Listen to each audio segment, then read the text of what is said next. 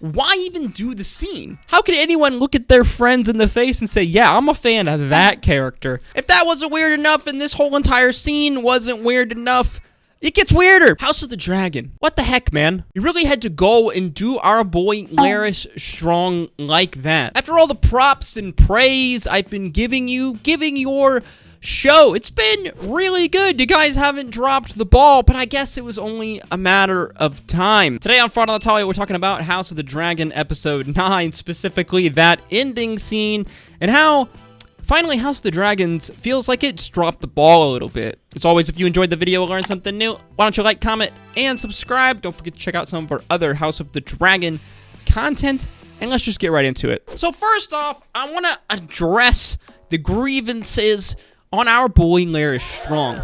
Why'd you have to do it like that, House of the Dragon showrunners? Writers? What were we thinking here? This character's already got it hard enough. I mean, do you see his foot? He's already not a great guy. The man be scheming, he be conniving, he be pretty freaking weird. Oh yeah, he even killed his entire family for power and love, or some kind of weird combination of the two. Yeah, he's a bit obsessed with the queen, but at least there was some redeeming qualities to this character. He was a character who was not a nice guy, but you could still be a fan of in this crazy world of A Song of Ice and Fire, where there really isn't that many good people, are there? But no, then you had to go and ruin him for fans everywhere, because how could I possibly say I'm a fan of one of the pervious characters in Game of Thrones? That's right, one of the biggest shockers and reveals of episode 9 of House of the Dragon. Larys Strong has a foot fetish. If that wasn't weird enough and this whole entire scene wasn't weird enough, it gets weirder. The guy seemed to have gotten so excited he had to go and bust one off right next to the freaking queen, who very much seems to be aware of what the heck was going on here. Now, there might be some symbolisms or metaphors or something going on here, and maybe it just missed me.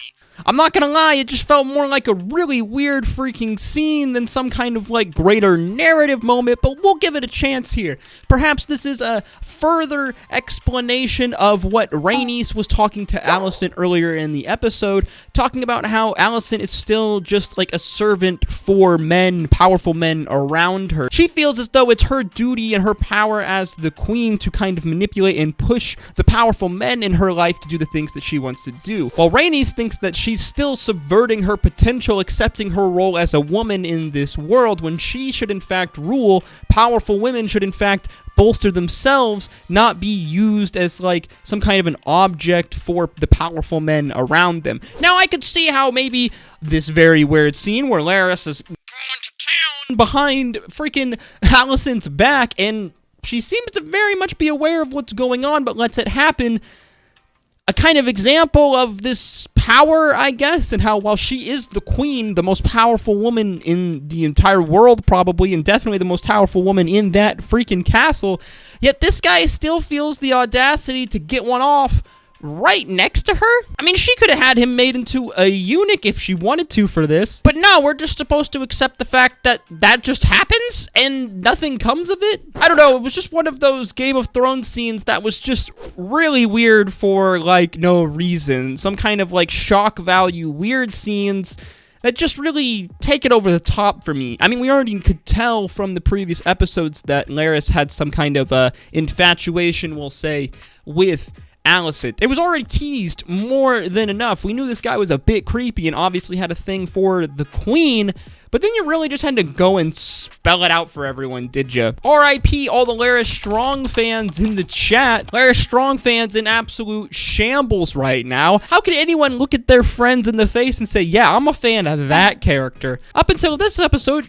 it was completely fine, but now, what the heck? You just ruined a character for the entire audience. While this was bad, I don't know if it was as bad as the ending to this episode. So Aegon is being coronated. Princess Rhaenys was in the crowd as she had been swept away by one of the Kingsguard knights, when suddenly she steps away kind of in the middle of the ceremony, presumably leaving, going to Dragonstone, going to get her dragon something.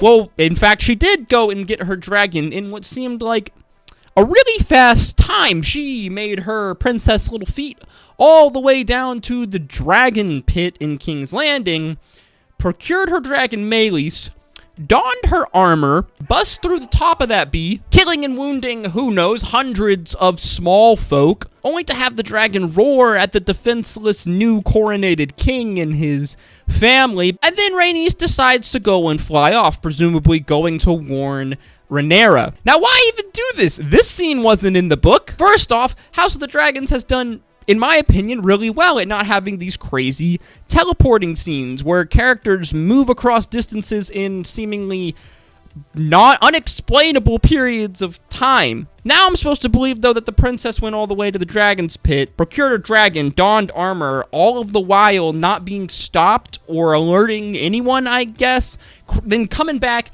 crashing through, killing all these people. She didn't seem to have a problem killing all these people. But when it comes down to killing some of the worst people in the realm, people who are literally starting a civil war, and you could stop it right there, and then you don't. Now, obviously, she was never going to burn them up with fire because, well, we can't really have 2 more seasons of this show if all of the antagonistic characters are just dead. But that being the case, that she was never going to burn any of these people up with her dragon, why even do the scene? It really just kind of boggles my mind. I get you have to get Rhaenys out of there on Dragonback in some kind of way, but why did we do it this way? I just don't get it. Did anyone else have a problem with this ending scene? Is it just me? I had some friends that weren't book fans that were absolutely pogging out their mind for this scene at the end, but all I could think of was, what's the point of this? We know that she's not killing anyone. Like, it's super obvious, man. They've been teasing the Civil War for the whole entire season. We haven't even gotten it yet. You're telling me that it's just going to end in episode 9? So that was never going to happen. So why then? It really feels like it doesn't make sense with character motivation. You're telling me she just had a change of heart after just crushing all of these small folk? I don't know. It kind of just rubbed me the wrong way. While the scene was epic and crazy, we got to give them credit for that. I mean, Game of Thrones knows how to do some crazy shit. It felt like it was just so out of place and didn't make sense to me. Maybe I'm just overthinking this show, getting too invested as Game of Thrones fans are bound to do. But this is the first episode for me where I really feel like the House of the Dragons writers kind of dropped the ball. Everything up until this point, I feel like you could justify. It really felt like throughout the show so far, they haven't wasted any time. There haven't been any needless kind of meandering of plot points. Everything has made sense from character perspective, in my opinion. All the creative flourishes they've added to the book Fire and Blood have been really good, up until these 2 sets of things, in my opinion.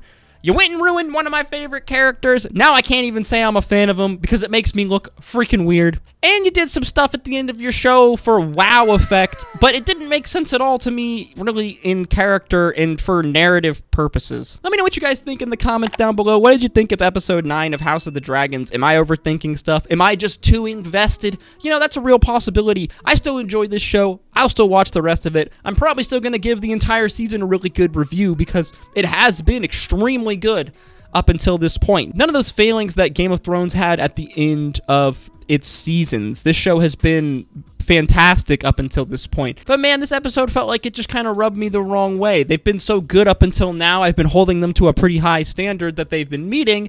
And finally, they've dipped below it. As always, guys, if you enjoyed the video or learned something new, don't forget to like, comment, and subscribe. Don't forget to peep some of our other House of the Dragon content, as well as our links in the description down below. Let me know what you think of episode 9 in the comments section. Expect a full season 1 review of House of the Dragons very soon, in a couple weeks. And as always, guys, I hope to see you in the next one. Stay safe out there. Peace, love, adu.